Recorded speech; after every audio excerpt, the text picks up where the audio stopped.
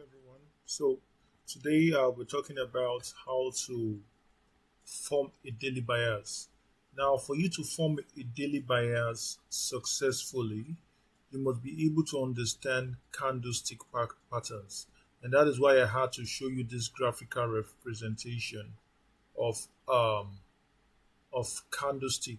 Now, for a bearish candlestick, you know that this is the highest price, the highest point price got to, and this is the lowest point price got to, and the price opened at a high price and closed at a high price. So this is, for example, a price opened at let's say $2, price ended up closing at $1, which is bearish, all right. And then for a bullish candlestick, it's like saying that price moved from $1 and price moved to $2, all right. So that this is bullish. In other words, price moved from 1 to 2, got to 2.5 and came back. Price dropped to 0.5 and came back to 1. So on this point, price dropped from 2.5 down to 0.5 and closed at 1. So this is bearish and this is a bullish candlestick. Now, what I want you to know is that when you are forming your daily bias, if you are able to understand how the candlesticks are formed and how they close, you may be able to at least to 70% predict what is likely to happen in the next candlestick that is forming. And that is why you need to study this back to back and look at the chart and see how it forms. Now, for example, if you are in a bullish trend, you know the bullish trend is supposed to continue to go higher. That means we expect price to move in this pattern. You say it's all green, right? It's all green.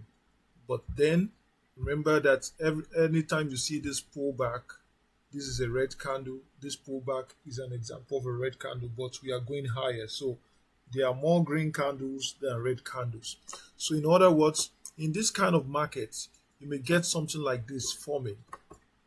Let's say it started with a bullish candle, all right? Started with a bullish candle, all right? So when the candle is bullish, you expect that the next candle will take out this high. That is the high of the last candle. You expect the next candle to take out this high. And so when the next candle forms like this is nice. Let me delete this, all right? So this is a bullish continuation. And let's assume this move also had a wick to the top, all right? So it had a wick to the top. So we had another candle formed like this. Now this is a green candle, but then because it's bullish, we also target that this high will be taken out the next day.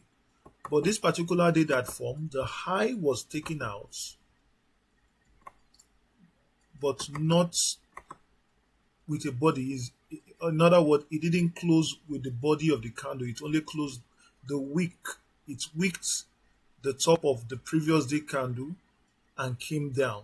In other words, when you see this kind of formation on your charts, it's trying to tell you that look, price took out the liquidity on this candle and there is likelihood to be a pullback.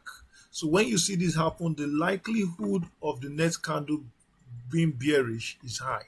In other words, you may get a red candle now. Let me change this color. Let me fill this to red. All right. So we get a red candle, and then we also continue. Let's just continue. And so let's say this red candle, I wanted it to be this way. I wanted it to be this way. All right. Well, it's not moving. I don't know why it's not moving. So, well, this red candle took out the low of this previous candle with a wick. All right. So when this formed, and take out the low. Let's assume the body. Now, let's not even use the wick.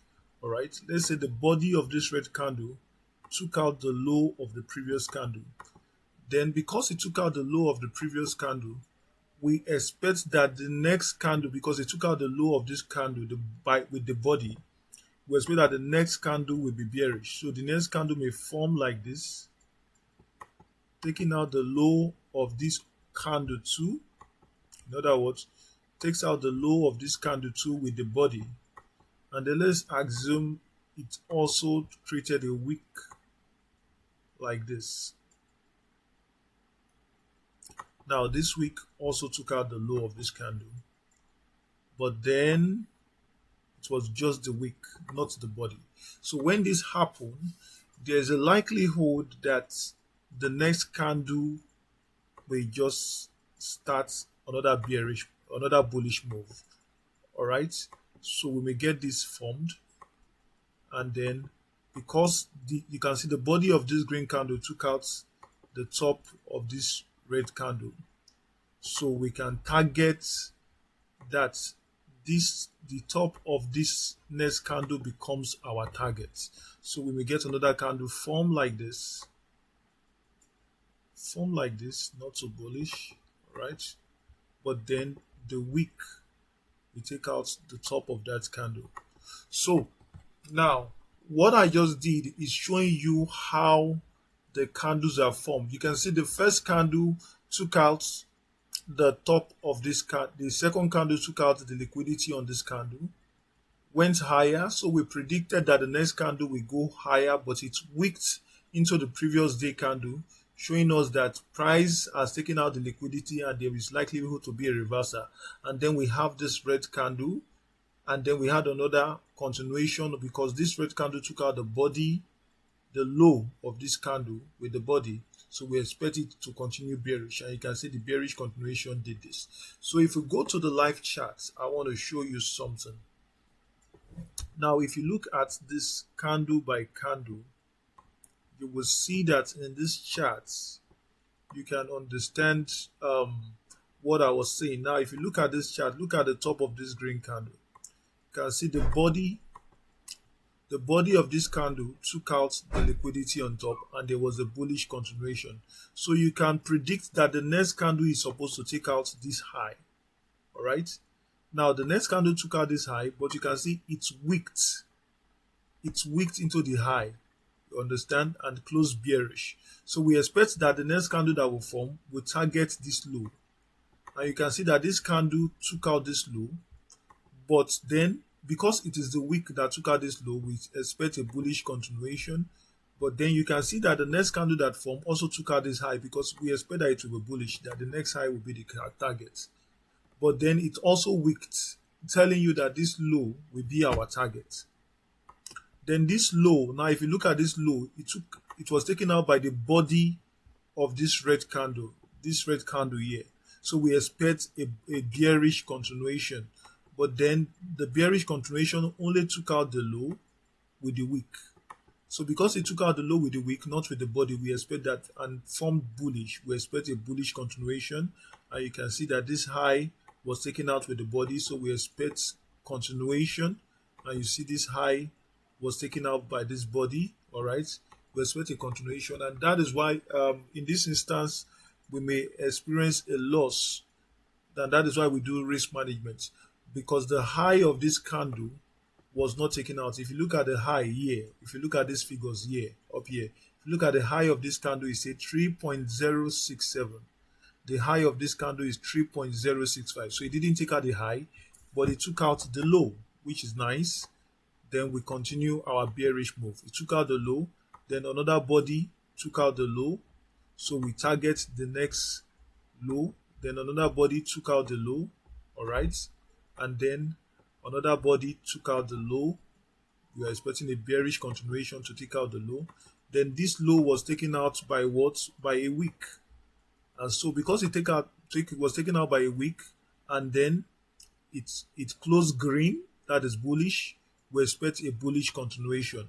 Now the top of this candle, if you look at the wick, was not taken out by the body of this candle. So we expect that it will form bearish, that price will target the low next. And so you may say that because I'm doing it on hindsight, but I've showed you, you can see the example I formed here. I was trying to show you how this works. So it's not because I was looking at a chart, but because I know that when you have this education and you look through your charts, you may need to replay this example I posted here and maybe one or two, three times, then you will understand. So if this is done on the lower time frame, that means you can do it on the weekly time frame. You can use it to judge what will happen on a daily, on a weekly time frame, where this will become a juicy prediction if you can. And so just try it on your charts, and if there's any question, you can ask. But this is a way for you to predetermine the your bias for the next day, for the next week, for the next 4 hours, for the next 1 hour, and it's going to be helpful. So if this video is helpful for you, just drop a comment on the comment section or hit the thumb up button, and I will appreciate for helping my channel. So thank you very much. I'll see you in the next video.